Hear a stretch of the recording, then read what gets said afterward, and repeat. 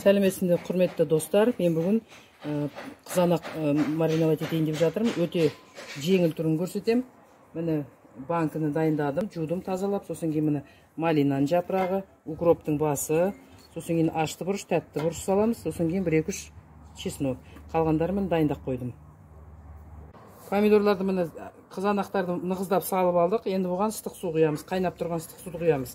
Алдын ала банкіні стерилизовать еткен жоқпын, өйткені стерилизовать етілген банкіге апарып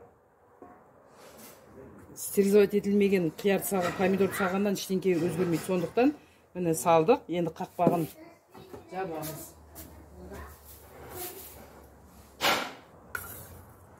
Ыстық суға бүйтіп салып аламыз да қақпағын жабамыз.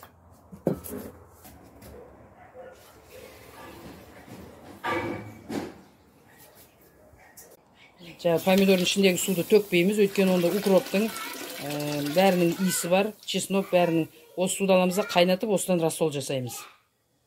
Рассолға, помидорға 2 литрлік банкіге 1 литр рассол кетеді. Сонда 1 литрге 1 тұз, 2 қант саламыз. Мына жерде менде 3 литр су бар. 3 банкіге жетеді. Қайнаған ыстық рассолымызды құямыз.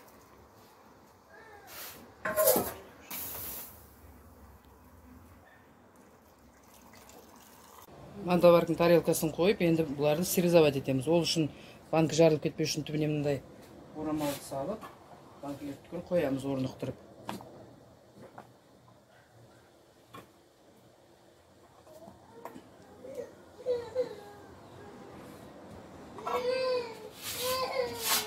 Үстін бүйтіп жабамыз. Одан кейін помидор 3 минут тұрады.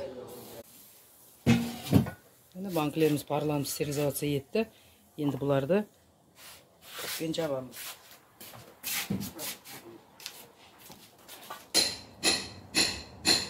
Рассол дәмді болу үшін әрбір банкіге 3-тен гвоздика саламыз.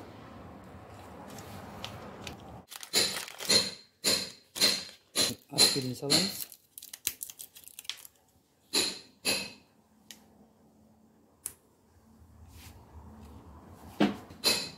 Кішкене ғана, осындай ғана тұз құямыз. 2 банкіге жетеді.